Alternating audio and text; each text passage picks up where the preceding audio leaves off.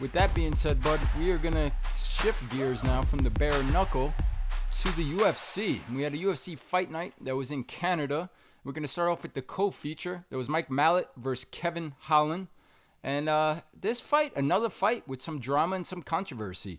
Thought the first round was very competitive. I thought Holland was probably in the lead. And then things changed with a low blow and then a second accidental low blow by Malott.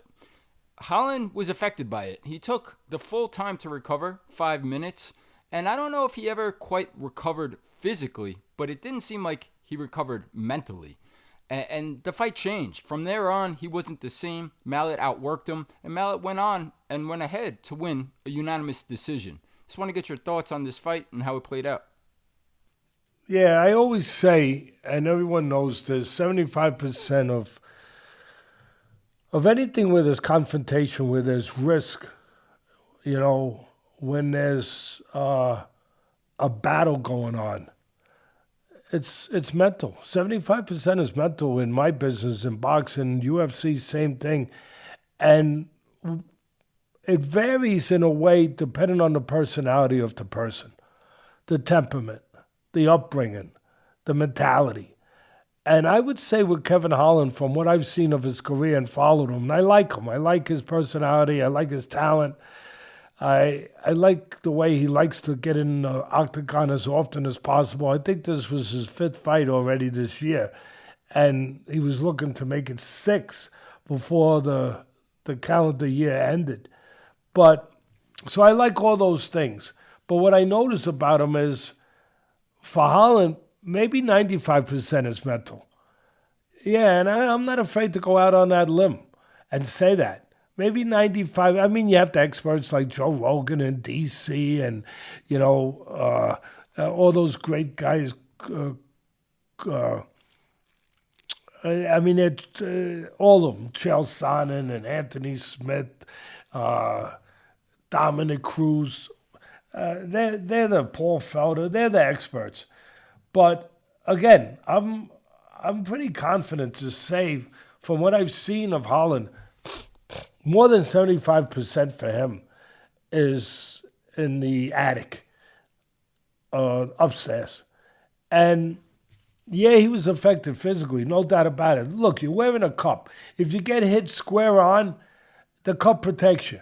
But if you get hit a punch or a kick, in this case, a kick first, and then the second one was a knee, I believe, if it can drive the cup up, then you got a problem. It looked like it was driven up, and obviously that gives you more of a problem. Anyone who's been hit in the down below, in the privates, they understand that it takes a lot out of you.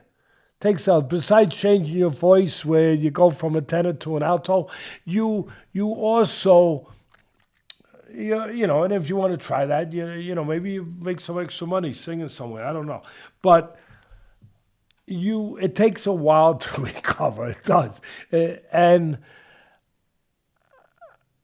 I don't know. I would, if I had to, and it's all conjecture. It's all guesswork. But it's guesswork in a business. I've been in a fight business 50 years. So it's a little calculated, but it's still, and it's based on experience, but it's still guesswork. You're still guessing. I'm not in his body. We're not in his body. Only he is. But I would say, what my son touched on earlier, I would kind of go on that side, that the mental side was more damaged maybe than the physical. The physical was damaged. No doubt about it. No doubt about it. How much? Only he knows. But the mental, he got thrown off his lane.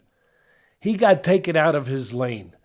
He got taken to a place where I don't think he could get back. Where he just felt, things ain't right now. It's kind of like when you feel a certain way about karma, or you feel a certain way about alto rhythms, that my alto rhythm has to be right. Whatever you want, you're in a good place, and then all of a sudden something happens and you get taken out of that place. Something physical, but you can't mentally get back in that place. And maybe that's always going to be his problem, because it's not talent. It's not a lack of talent. There has been something that has stopped him from not quite leapfrogging that next place.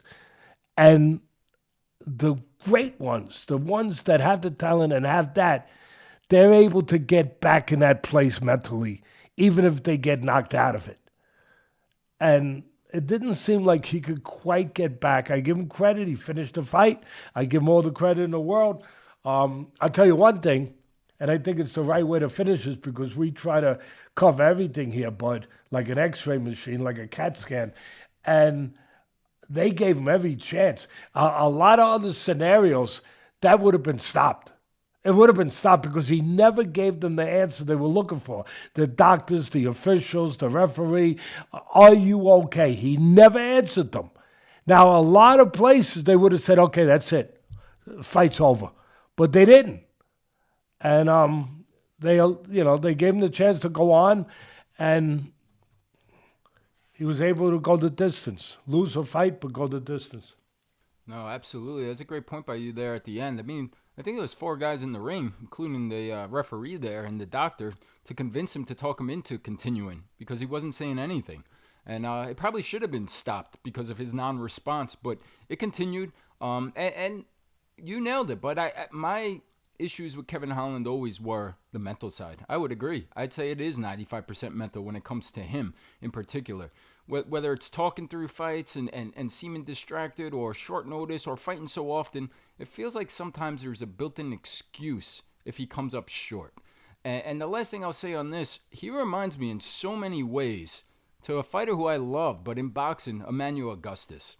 Very similar styles, that awkward. He's not the jitterbug of Emmanuel, but an awkward style. Guy who just fights all the time. A guy with a lot of losses on his record. But to me, feels like it doesn't matter if he wins or he loses. He just cares and he loves to fight. And he'll be back in there again in a few months, fighting again. The only difference with Augustus, I caught a lot of, and that's where you saw him. I caught a lot of his fights on Friday Night Fights on ESPN. I loved Emmanuel, I really did. And he was an entertaining fighter. Oh, what an entertaining fighter he was. And a good fighter.